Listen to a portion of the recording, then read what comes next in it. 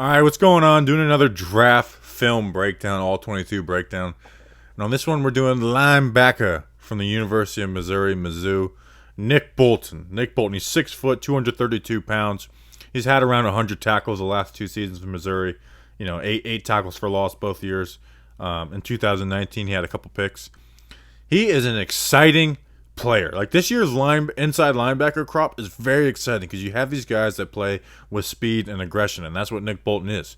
He's fast. He has great speed for a linebacker, great range, and he's got good aggression. Sometimes he's a little inconsistent with it. You can tell he's like thinking a little too much, but for the most part, he's aggressive and he goes and he can, like he blows stuff up in the run game. You know, his run fits are awesome. You know, once he kind of has that confidence of what he's doing, he goes and he messes stuff up for our offenses. Like I said, he's disruptive in his run fits. He needs to keep his eyes out of the backfield a little bit. It can get himself in trouble where he's reading the running back more than he's reading his gap or his offensive lineman. But part of that was what Alabama was doing in this particular game that we're going to break down. He's got great agility. He's awesome scraping over the top, you know, making sure blockers don't seal him off. Here's my big issue with him, though. In zone coverage, he needs coaching. He has all the ability. It's not like, oh, he doesn't have the ability to be good in coverage. He's not fast enough, doesn't agile enough. He has all that. He needs coaching because his eyes get stuck on the QB, and receivers are just finding holes behind him, and he gets lost a couple times. So there's a few coverage reps we're going to go through at the end. But let's start out with the run game with Nick Bolton. First play, we got him lined up, number 32. Bam! It's just, I'm telling you, this the speed and instincts. He's reading that guard. That guard pulls, I'm going. And this is where I said where his aggression comes into play. I'm going. Bam! Meet him in the hole. Tackle for a loss. So it's not always just great instincts, go. Bam, gets all the way over the top. Tackle for a loss. Finds that gap. Bam. Tackle for a loss. We got him lined up here now. Again, following the guards, the pulling guards.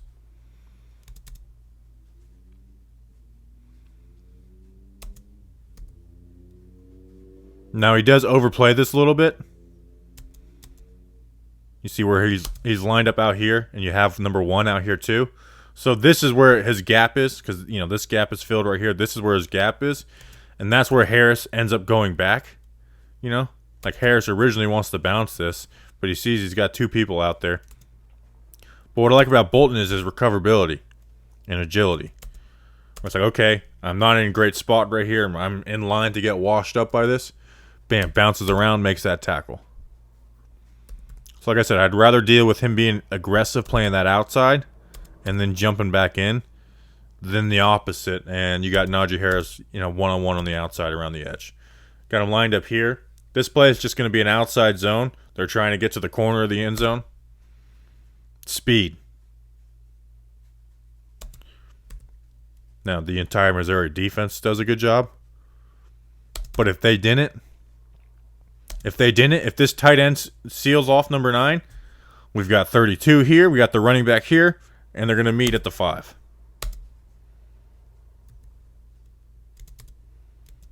Because if that gets sealed off, Harris is either cutting up here or trying to get around to the corner. And he's going to meet him there. Now we got him here lined up on the backside tight end. The backside tight end, we got him lined up on the goal line. Or backside of the play. That's the play side. Strength. Strong side of the offense.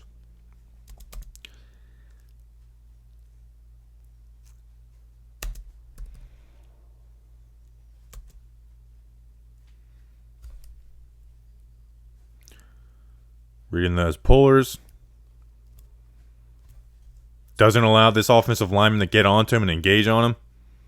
Scrapes over the top of that. Uses that right hand to kind of rip through that arm. And now we're going to meet. Now we're going to meet the running back. If he doesn't get there, 9 gets half of them, and that running back is putting the ball in the end zone. That's a touchdown for Alabama.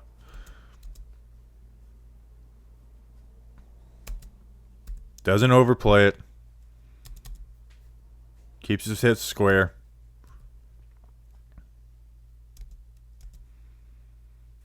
Bam!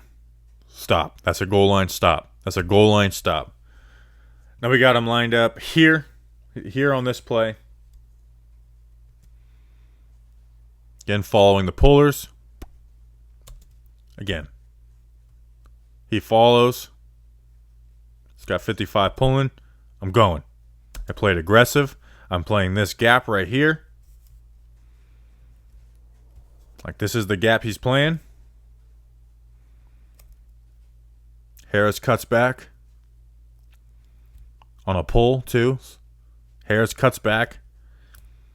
And look at this agility. Look at where the running back is and look at this agility. And look at where he's able to read the play. Bam, making the tackle.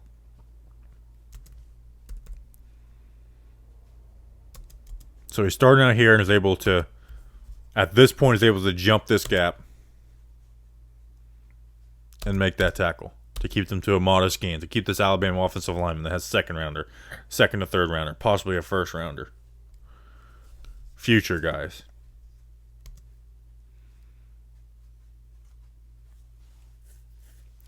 Line him on the backside here. This is just showing off his ability to get over the top. I mean, 73 should be able to seal this off. This offensive lineman should be able to seal this block off.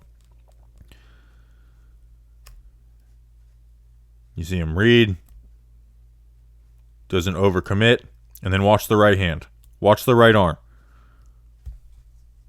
Rips up through. Bam. Sheds that block. And now it's just go and get him. Got him lined up here on this play.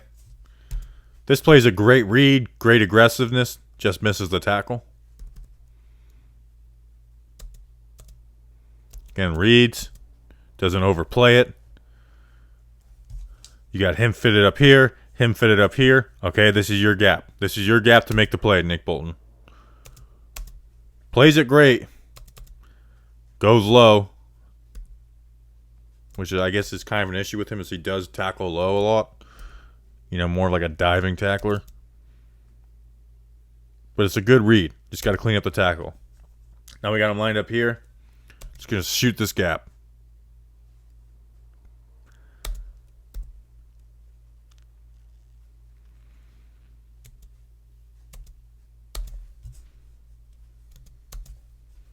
He moves into this gap, so he's got to get right here. He's got to get on this side of Dickerson.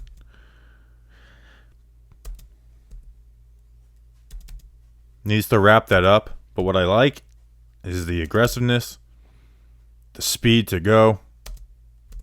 You've got to wrap up on those. Keep his head up and wrap up on those. That's just in a couple yards. Now here's in coverage where I get worried a little bit. This one's not that bad. The other two are really bad. So we got him lined up here. And his responsibility is the running back.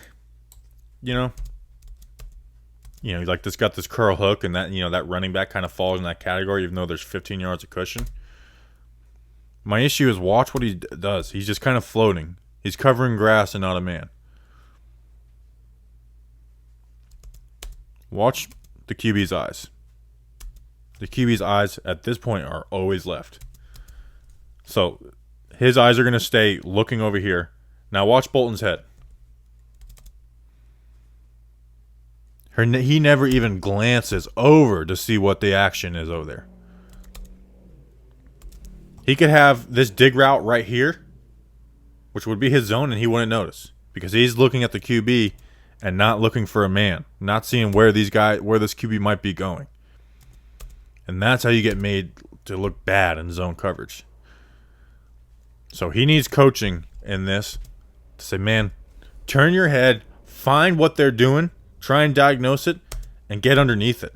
Because if he does that, now I know some people say, well, he's leaving this guy uncovered. Well, he's still got 15 yards of separation with the running back regardless. So if that check down happens, and you have the corner down here you can't see. But if at this point he just looks over to see what's happening, so you got this Waddle coming across, he's not going to cover that. See what's happening, and you would see this guy is coming on a dig, and just break and go, so that when the ball's being thrown, you know what you're doing, not sitting there, kind of looking lost. Here he's in man coverage, and this is where he gets his eyes caught up in the backfield. This is his responsibility. He falls for this fake. And he leaves his guy wide open. Now the running back drops it. But this should have been a touchdown given up by Nick Bolton. His eyes are supposed to be here following this running back on this play.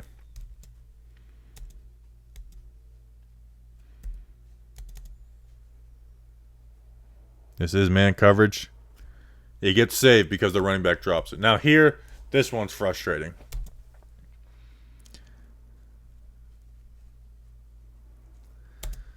Okay, so we'll start with he plays the wrong zone. This zone is this player's. And you have two guys standing right next to each other. I promise you that's not how it's coached up. I promise you that's not how the Missouri defensive coordinator, linebacker coach coached it up. So he's supposed to be here, where this guy is turning around. This is where he should be. He should be covering this man right here. He should be covering this man right here. So that's an issue. But on top of that, again, and it happens with the guy next to him, staring at the QB. Staring at the QB, you got your eyes at the QB, and you have no idea what the receivers are doing around you. So even though he's playing, like, even if this was his zone and the other player was supposed to cover this, the ball's going right over his head.